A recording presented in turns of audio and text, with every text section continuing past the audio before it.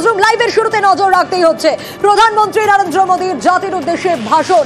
একেবারে পয়েন্ট করে করে প্রধানমন্ত্রী আজ বুঝিয়ে দিয়েছেন বেহায়া পাকিস্তানের বিরুদ্ধে হুঙ্কার প্রধানমন্ত্রী নরেন্দ্র মোদীর। তিনি স্পষ্ট বলে দিয়েছেন আজ একেবারে পয়েন্ট করে করে কি চোখে পাকিস্তানকে দেখছে ভারত। জঙ্গি আর জঙ্গিদের মদতদাতাদের একই চোখে দেখা হচ্ছে। সন্ত্রাস এবং আলোচনা না, একসঙ্গে দুটো হতে পারে না। পাশাপাশি জল এবং রক্ত একই সঙ্গে বইতে পারে না। একের পর এক হুঙ্কার, কড়া বার্তা প্রধানমন্ত্রী নরেন্দ্র মোদী।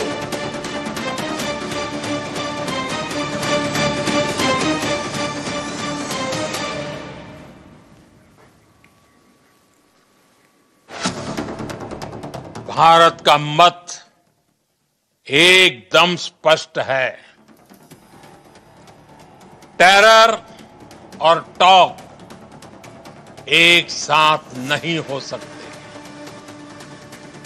टेरर और ट्रेड एक साथ नहीं चल सकते और पानी और खून भी एक साथ नहीं बह सकता। আর যদি পাকিস্তানের সঙ্গে কথা হয় তাহলে কি নিয়ে কথা হবে? সন্ত্রাসের বিরুদ্ধে অভিযান নিয়েই কথা হবে। পাকিস্তানের সঙ্গে যদি কথা হয় তাহলে কথা হবে পাক অধিকৃত কাশ্মীর নিয়ে।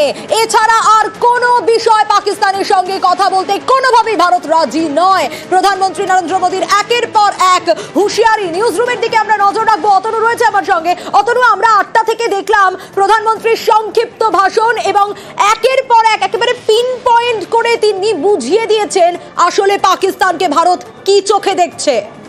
এবং শুধু তাই নয়, একটা খুব গুরুত্বপূর্ণ জায়গা, তা হলো আমাদের দেশ, আমাদের দেশের স্ট্র্যাটেজি, আমাদের দেশের মনন, আমাদের দেশের দর্শন এখন কোন জায়গায়।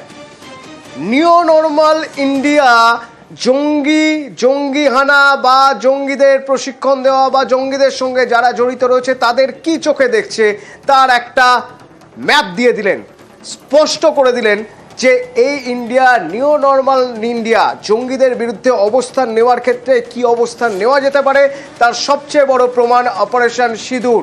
আর অপারেশন সিঁদুর দিয়ে বোঝা যাবে যে আমাদের দেশ নিও নর্মাল ইন্ডিয়া জঙ্গিহানা বা জঙ্গি কার্যকলাপের বিরুদ্ধে তার অবস্থান কি। এই নিও নর্মাল ইন্ডিয়ার জঙ্গিহানার বিরুদ্ধে বা জঙ্গিদের বিরুদ্ধে অবস্থান কিভাবে দেখছেন অবসরপ্রাপ্ত সেনাকর্তারা? আমার সঙ্গে অবসরপ্রাপ্ত কর্নেল রাজেন্দ্র ভাদুরী রয়েছেন।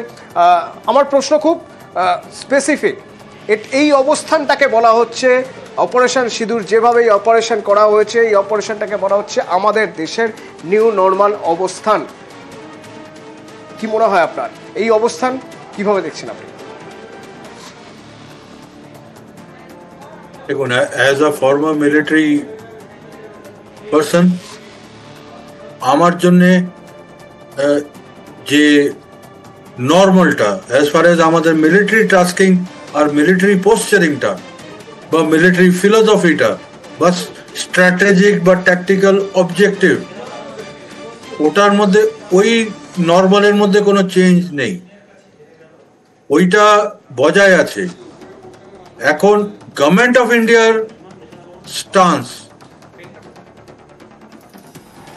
একটা প্রধানমন্ত্রী যেমন নিজের বক্তব্যটা দিলেন, তাতে গভর্নমেন্ট অফ ইন্ডিয়ার একটা স্টান্স যে এখন আমরা পাক অকুপাইড কাশ্মীর, কথা হলে পাক অকুপাইড কাশ্মীরের ব্যাপারে কথা হোক, ঠিক আছে।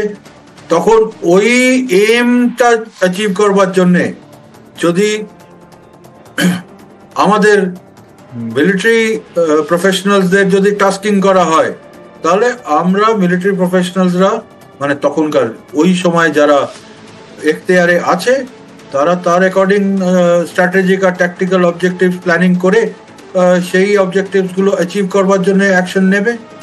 তো what I am trying to say is, আজ যখন প্রেস ব্রিফ হচ্ছিল তখন ডিজিএমও তিনি বলছিলেন যে আমরা আমাদের দেশে আমাদের এই যে সাফল্য, এই সাফল্যের পিছনে আমাদের যে এয়ার ডিফেন্স সিস্টেম, ইন্ডিজিনিয়াস যে এয়ার ডিফেন্স সিস্টেম আছে, সেটা একটা বড় ভূমিকা পালন করেছে এবং এই সব কিছুই সম্ভব হয়েছে প্রায় 1 দশকেরও বেশি সময় ধরে সরকার যেভাবে বাজেট করেছে, যেভাবে পরিকাঠামো তৈরি করেছে তার জন্য। অর্থাৎ সরকার আর সেনার এই যে নিখুঁত তালমেল, হ্যাঁ, ঠিক সময় মতো সেনার হাতে তুলে দেওয়া হলো দায়িত্ব যে তারা তাদের মতো করে অপারেট করুক, যা সিদ্ধান্ত সেনা নেবে সেই সিদ্ধান্তই ঠিক।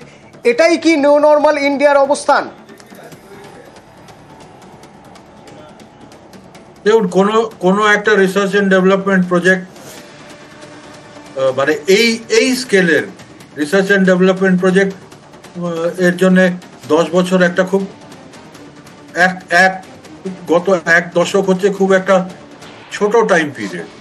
এটা লং টার্ম প্ল্যানিং এর এখন সাফল্য আমাদের কাছে দেখতে পাওয়া যাচ্ছে। হোয়াট আই মিন ইজ যে ফর এক্সাম্পল এই রাজেন্দ্র রাডার আমার নামের সঙ্গে ম্যাচ করে। এই রাজেন্দ্র রাডার যেটা খুব সাকসেসফুল হয়েছে এই কারেন্ট অপারেশনসে, রাজেন্দ্র রাডারের ট্রায়ালসে আমি নিজে পার্টিসিপেট করেছিলাম আজকে থেকে 20 বছর আগে। So the point is that এটা একটা progressive over a period of time development. এখন আমাদের ওই এফার্ট গুলো রেজাল্ট দেখাচ্ছে। এখন এত বছর ট্রায়ালস আর আর্টিফিশিয়াল টার্গেট আর সিমুলেটেড টার্গেট এটসেট্রা উপরে ট্রায়ালস হচ্ছিল, এখন ওই জিনিসটাই অ্যাকচুয়াল ব্যাটল টেস্টেড হয়ে গেল।